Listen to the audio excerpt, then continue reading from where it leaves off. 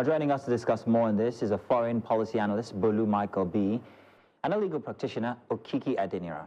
Gentlemen, you're welcome. Thank you for having me.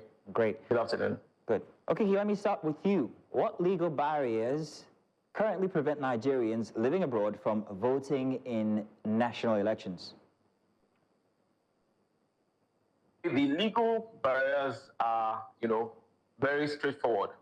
And you will see that in the Constitution, the 1999 Constitution of the Federal Republic of Nigeria, Section 77 and Section 117, right, of the Constitution talks about that if anyone will be eligible to vote at all, the person must be 18 years and also must be someone who lives in Nigeria, who is resident in Nigeria.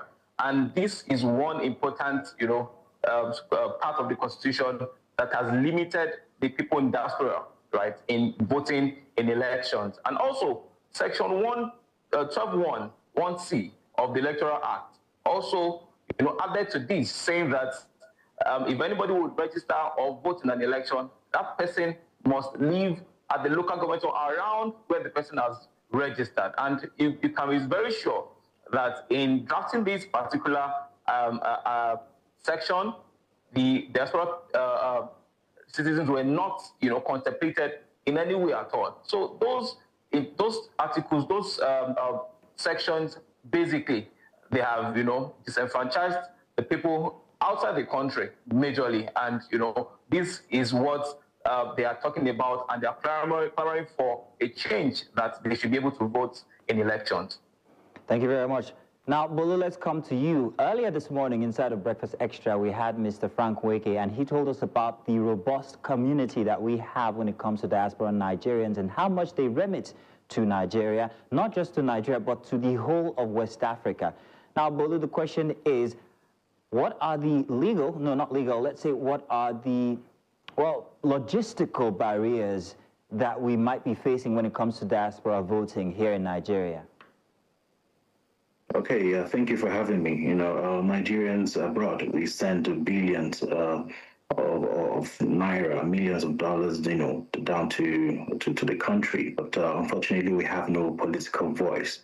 We're being treated as economic contributors, but not democratic participants. We are seen of economic value, but not of electoral value. That's why Nigeria right now arguably doesn't have a strong foreign policy, because during campaigning, during election season, nobody talks about those abroad. We talk to the people, politicians travel to Calabar, talk to people, travel to Owerri, talk to people, but they don't talk to Nigerians in New York, Nigerians in London, Nigerians in Canada.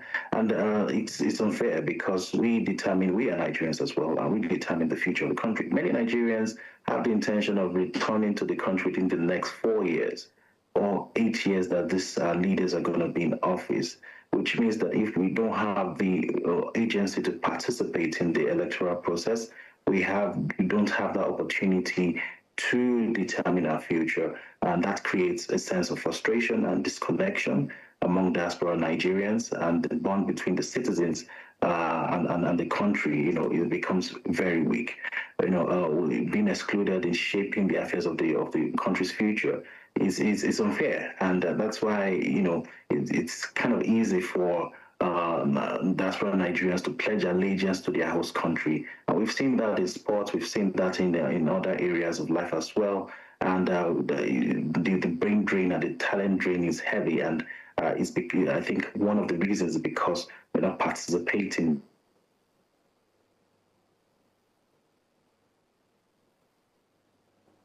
I think we might be having issues there with the connection with Bolu, but Okiki, we still have you, Okiki.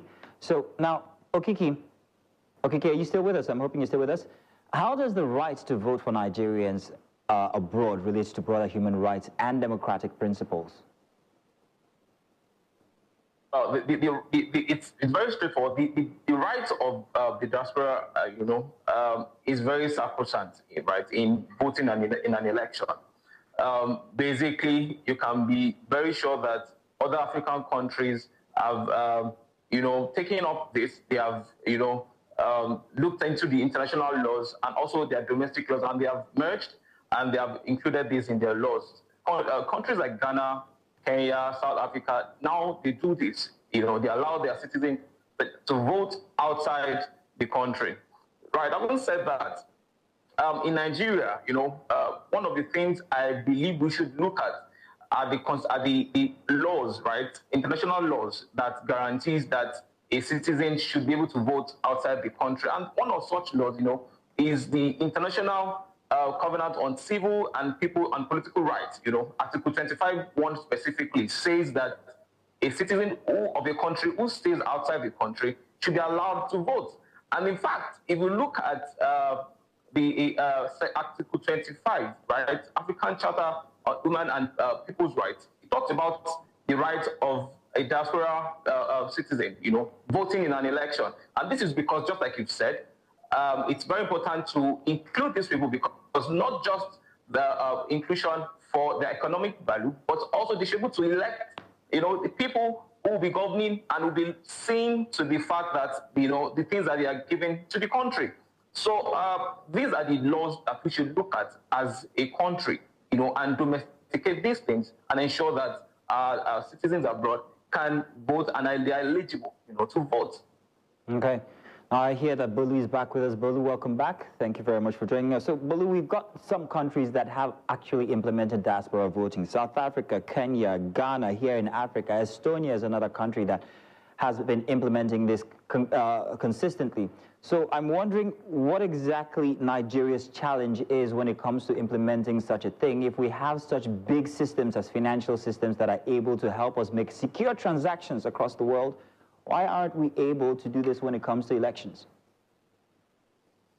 Okay, the fact that we have, a strong remittance system shows that we can actually get our systems right in every other area if the political will is there. I think one thing is the political will to actually make that happen. I believe strongly that diaspora votes can largely influence the outcome, of elections in Nigeria because it's such a large populations of Nigerians abroad doing things, and we do deserve the right to.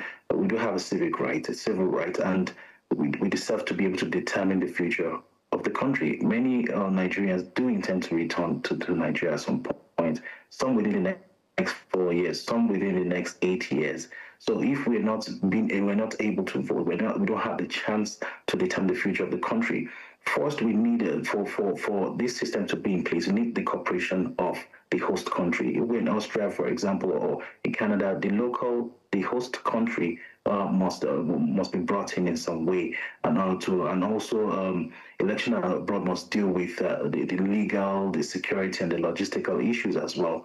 There has to be a proper system in place, starting with an agreement with the host government, and also develop a strong cybersecurity system for data voting. I know some of the concerns is the safety of information. There can be issues of cyber attacks or security concerns about fraud and things like that. So we need to be able to come together, cooperate with the host country, and also have a strong cybersecurity system, and see and test the system as well through maybe pilot elections just to see how it goes. And I believe if we put the same political will as we've put to a financial system in the electoral system, we'll be able to achieve the same result.